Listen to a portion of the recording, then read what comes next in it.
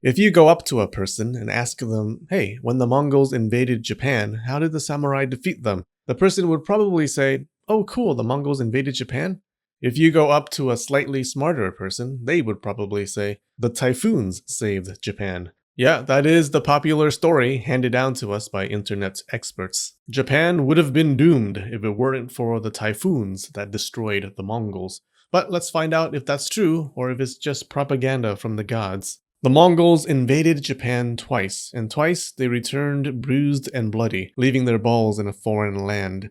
In the first invasion, there was actually no clear evidence of a typhoon. A Chinese history book says that a great storm did arrive, but it hit the Mongol fleet after they had already decided to leave. They were running low on supplies, and one of their commanders took an arrow to the face like a man. But later on, it contradicts, mentioning that the claim about a great storm was a lie. Japanese sources didn't make a big deal about any typhoons. One detailed Japanese text about the invasions doesn't even mention a storm, which is weird because why would you leave out such a big event if it actually happened? It's like writing a biography on John F. Kennedy and leaving out his assassination by aliens. The diary of one Japanese nobleman does mention that a reverse wind blew the invaders back home, but doesn't elaborate. It could mean that convenient winds gave the Mongols a good opportunity to sail back home. And it wasn't even typhoon season. The most you could say was that maybe there was some bad weather, but it didn't make a difference. The Mongols had already chosen to cut short their invasion vacation. They might have played up the idea of a typhoon as an excuse, so they didn't have to say they ran home like little boys.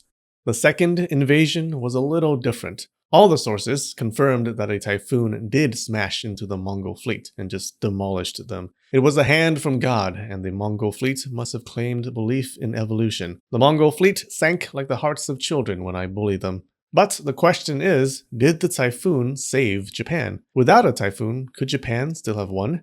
To answer that, we need to answer how big the armies were. The main Chinese source on this says that the invaders had two fleets. The Eastern Fleet had 40,000 men, and the Southern Fleet had 100,000. They sailed these huge armadas across the sea to Japan.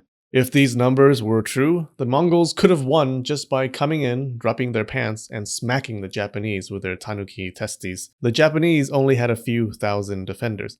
Problem is, you can't trust the Mongol numbers. Investigating army sizes is like asking a guy how many sexual partners he's had. You often get exaggerated numbers. The invasion of Normandy in World War II was the largest recorded sea operation in history, and that invasion had about the same number of men, 160,000. And they only had to cross the English Channel, while the Mongols had to sail a much larger distance. Most likely, the Mongol number was smaller. How much smaller? No one knows. One historian went as low as 10,000. Whatever the number, the Mongols seemed to have outnumbered the Japanese, but it wasn't enough to go totally all nine-tailed fox on them. The Mongols couldn't even get past the walls that the Japanese put up along the coast. The Japanese did really well. They kept the Eastern Fleet in the waters, not allowing them to land for almost 2 months. Although, to be fair, the larger Southern Fleet hadn't arrived yet.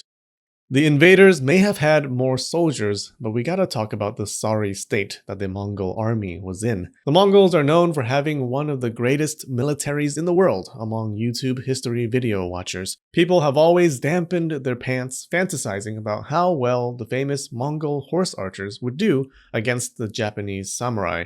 Those people should feel disappointed because that wasn't what happened. The badass Mongol cavalry was only a tiny part of it. Horses took up way too much space on ships. Their behinds didn't fit the seats. The invaders were mostly made up of people the Mongols conquered, like Koreans and Chinese. Coming from different backgrounds made it tough to cooperate. The Mongol leader Kublai Khan knew this and actually reminded the soldiers before the voyage that they had better cooperate with each other or they were doomed. They were former enemies of the Mongols who fought against them only a few years earlier. Morale was low and they might have had infighting within their ranks. Even the ships themselves were rushed during construction, especially those of the Southern Fleet. There's some evidence that the Southern Chinese were embezzling money that should have been going towards shipbuilding. A fool and his badly constructed ship are soon parted by typhoons. Also, a large force of samurai reinforcements were coming from the north, ready to join the defenders. So, if I put all of that info into my genius brain and ask the question, could Japan have won without a typhoon?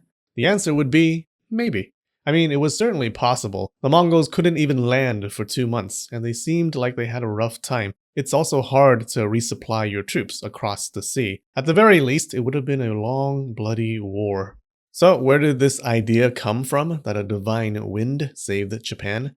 From the Japanese, actually. They prayed for the gods' protection constantly, and when the typhoon finally came in to wash away the enemy, everyone thanked the gods for the help. The government even rewarded shrines and temples for their prayers, for doing their part to defend the country. For more related videos, check out these ones. I'll see you there. Okay, we have 2 new emperors on Patreon. Jamie Landis, the Generous, and Linini, who's really cool because we have similar names. There are also some new patrons. David Means, he means business. Jim Ramakers, Stuart Kimo Tamanaha, awesome name. And Shannon Beach. Thanks so much, you guys. Alright, I love you, and spread the knowledge.